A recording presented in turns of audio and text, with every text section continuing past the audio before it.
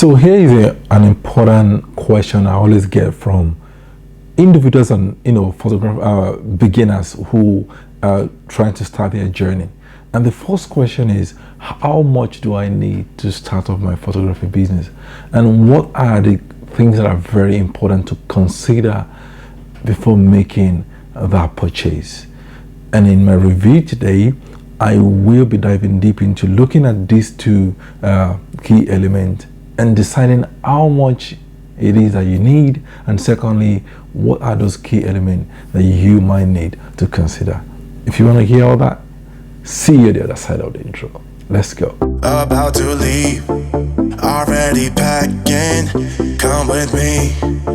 All right, you guys are welcome back. Now, if this is the first time of watching my review, this channel is all about photography and video. It's all about tech, and it's all about business education. These are my areas of passion. So if you like any of our video, want to smash that like button and also click on that notification bell to get notified each time I release a new video. Today I'm talking about that question, and I feel pops up each time. Like, I get this question all the time, and it's all about how much do I need to kickstart my photography or video journey.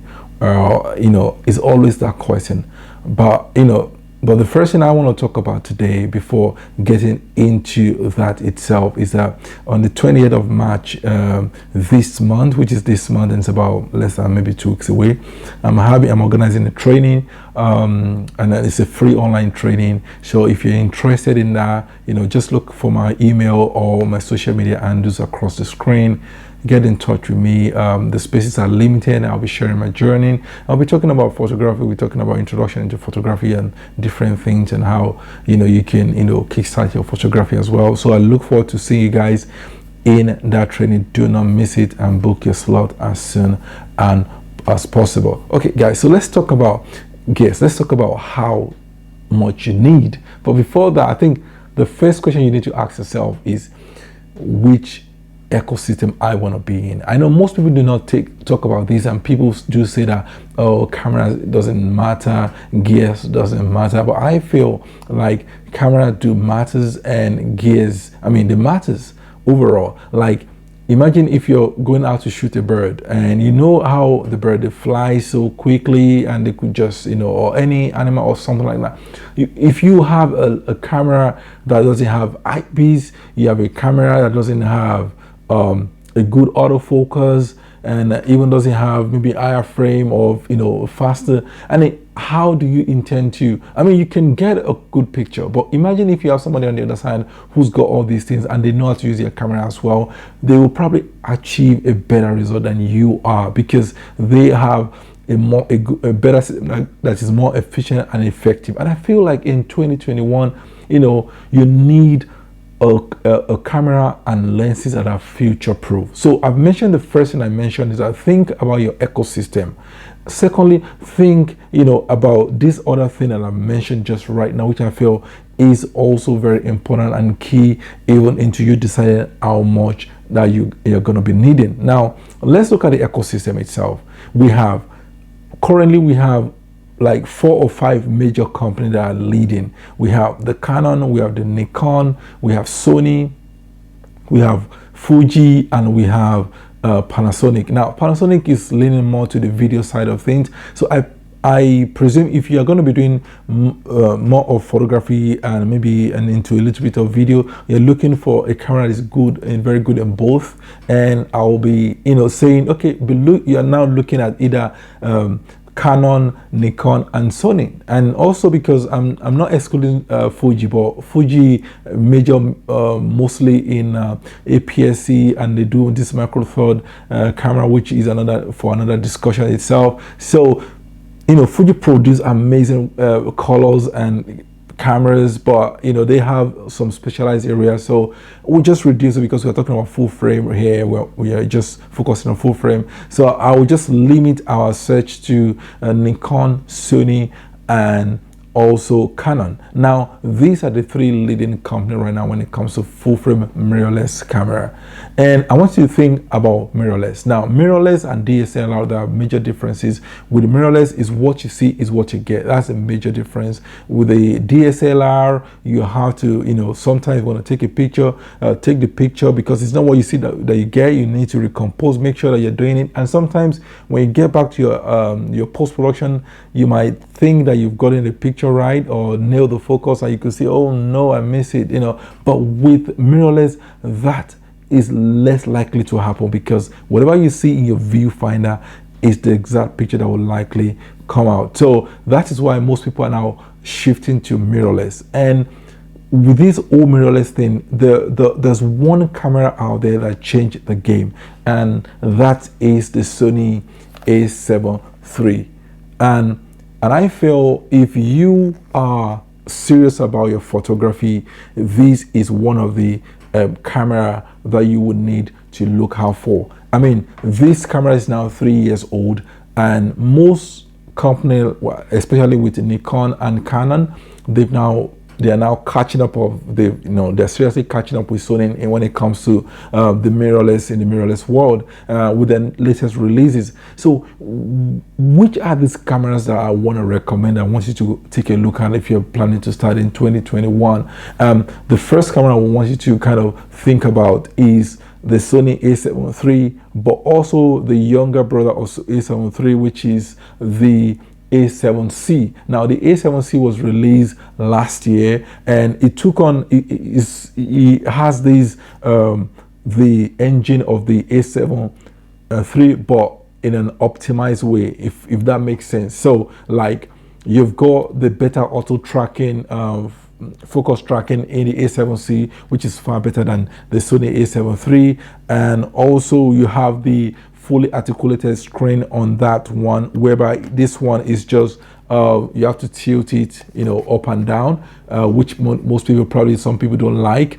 So these are the few changes. Also the viewfinder on this one is at the middle, whereby the Sony A7AC one is on the other side, and it's a very, very tiny one, which most people feel. But at the end of the day, most people just look at the picture on the screen at the back of their camera rather than using the viewfinder most of the time. So I don't think that should be a big problem. So the other camera that I've spoken about is this Nikon Z6 and the Canon and the R6. Now, these cameras are very similar and the prices differ. So that's one thing that you have to consider.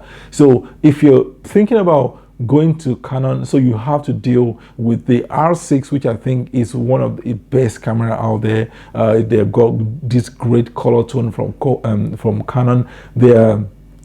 Their dual eye autofocus system work flawlessly both in videos and in stills, and they've got 4K at 60p on there, and they have IBIS on these R6, and the IBIS is also a fantastic one, and and they've got a good menu system that people like. They've got a good screen at the back, so many things that the Canon has got going that is very good, that you might want to consider. The R6 was released last year, and it was one of those cameras that people really like using, and it's very popular out there, so you might want to consider. But it's going for around 2,500 on Amazon at the time of this review, so you might have to put that into consideration. Now, looking at Z6, Nikon Z6 will set you back by around £2,000, and I think that is also high, but it's a very good camera. It's got the same thing, good image quality, got high beats, got so many good factors laying in. The economics is fantastic.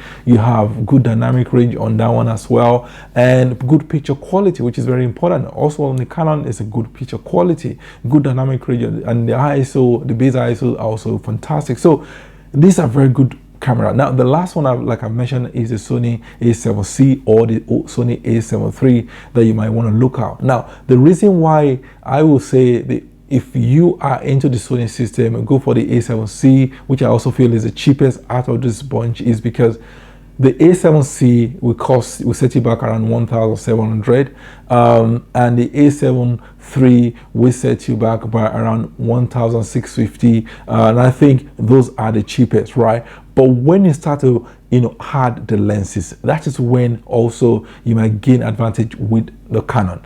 Canon, they've been known for having a wider range of lenses. However, with the new mirrorless system, they still have like this reduced number of lenses. They don't have a lot of lenses, but the few lenses that they have, they're very good. But you also can buy an adapter to kind of adapt some old lenses. It will not give you the best performance, but you can get by it using the adapter. But I would not suggest, I would just advise you to either go for third-party lenses like the Sigma have some amazing lenses, although some of them are prime lenses, and they also have these zoom lenses, but the prices are cheaper, and so you'll probably be able to afford them. The same thing with Nikon. Sigma and Tamron produces third-party lenses for these companies, including Sony, and their prices are more cheaper. With the Sony, the problem that you might encounter is that their lenses are quite more expensive, especially the G Master lenses. They could cost you nearly 2,500 up to 3,000, or 2,000 or 1,500. However, you could get some prime lenses that are very fantastic on the Sony side of things, which is the Sony 85 1.8. that will set you back by around 400 pounds, and also you can get the Vitros, which is another third party, which is another portrait lens, which will set you back around 300 plus. So these are cheap lenses that you can buy on your Sony camera. And if I want to add this thing together, the other thing that you need to consider is memory card. To kickstart, you will need a memory card inside your camera to work, and you need at least a 24 to 70 zoom lens to start with, right? The other thing that you need to think about is getting a light. At least for starter in 2020, you might be looking at the Godox 80-200.